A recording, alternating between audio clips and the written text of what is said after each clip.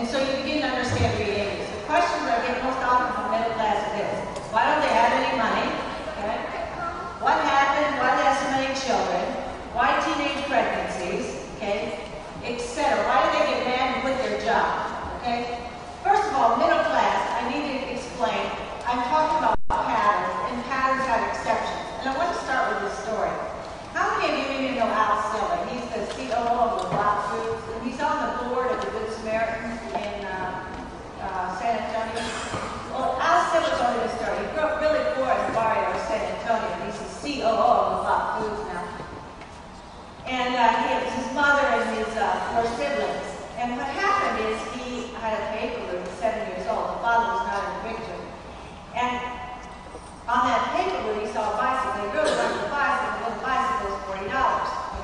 So what he did, every week when he got paid, he gave $1 to himself and the rest of the money to his mother. We had $40 saved. He came home from school to buy the bicycle, and the money was gone. And he went into his mother and he said, "You see my money?" And she said, "Yes, Al, I took it." He said, "You took it?" She said, "Yes, your sister was really sick. I thought she was going to die, and you were the only one that had any money. So what I did is I took that money and bought her medicine, took her to the doctor. I really think she would have died without that."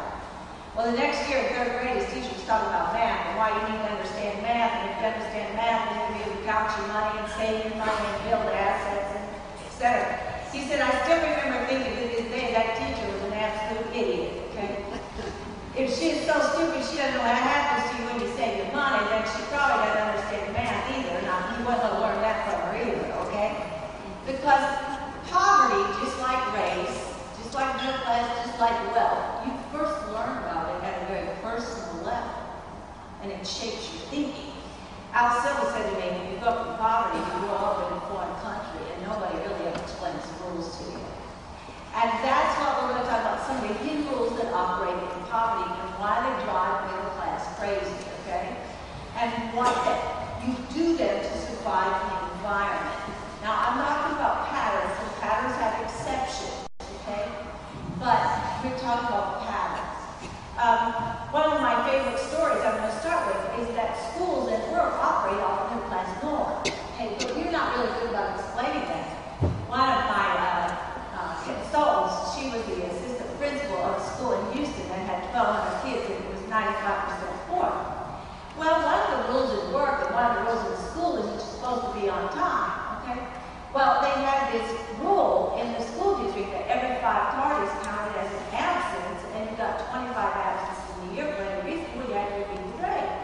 Well, she had this mother who didn't like that rule, and the mother would shoot on her several times.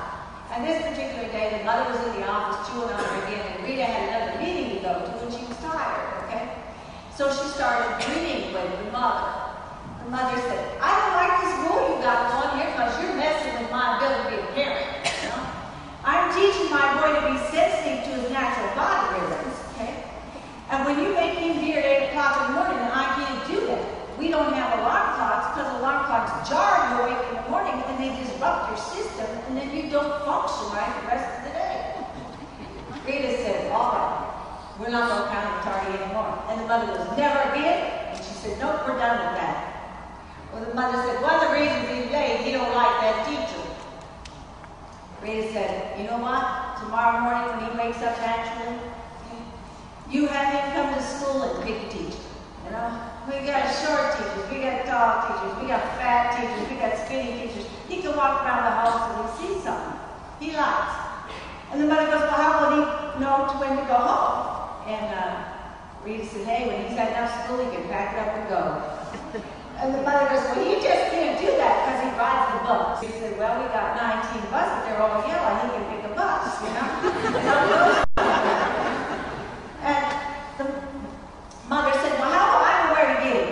Rita said, "There's phones everywhere, he can call you." Well, by this time, the mother's mad, and she said, "You're crazy, you can't run a school like that." Rita said, "That's what I've been trying to tell you, have him here at 8 o'clock, okay?" But the problem is, when you have a clash of hidden rules and understandings about how things should be, it breaks relationships, and then you can't learn from people different than you are. Well, like my mother, she said to me the other day, they invited a group of young people into their church, and she said, They were from poverty. She said, Ruby, they ate all the food in the refrigerator. I said, well, yeah, what did you expect? Well, she said, they didn't ask permission. I said, no. And she said, that food was for somebody else. I said, Mom, that's not the rules they live by. There's food here and they're going to do what?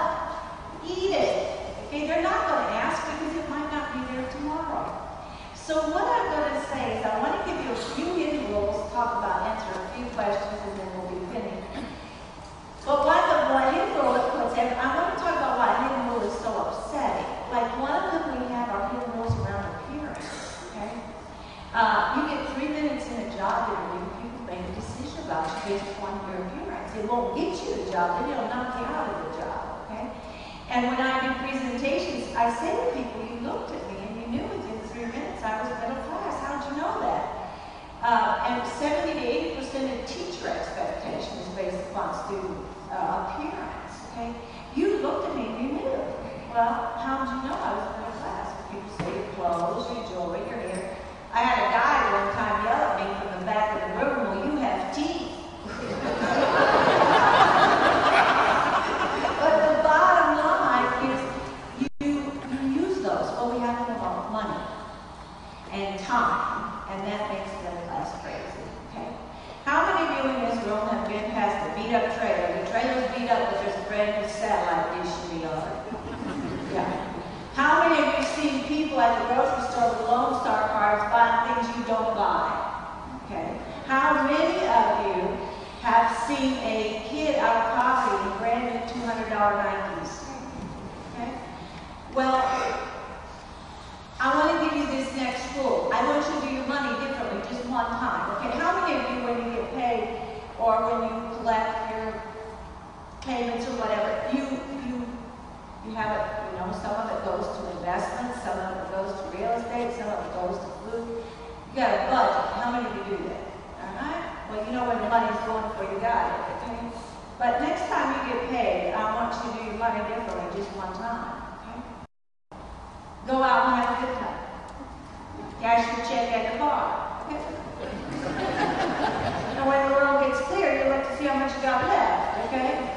Well, see, most of you in here didn't even laugh because you've been middle class so long, that's not even funny, okay? And a couple of people right now are saying to themselves, people cash their check at a bar? You wonder how they got change, okay? Well, the thing of it is that money and time around the world are pretty universal. If you're middle class around the world, you do 3 things with your money and time. You go to work during the day, you go to school at night, you get more achievement, have a better job, and you buy things. That's middle class. And middle class has a couple of rules about money. I don't ask you for money and what? Don't ask me. And if you borrow, you got to what? Pay it back. But if you're in wealth, and you've been in wealth 2 generations or more, you have a different problem. So your thing's different. Your problem this time is you have so much material security, you can't take care of it by yourself. So what you do is you pay people to help you. Look at all the mad victims. They had more money than they knew what to do with. Okay? And so they paid somebody to take care of it for them. So personal safety becomes a huge issue in wealth. And that leads to a hidden rule, which is this one. When you go among the truly wealthy, you do not introduce yourself. Because your decision making is made against your financial, your social, and your political connections.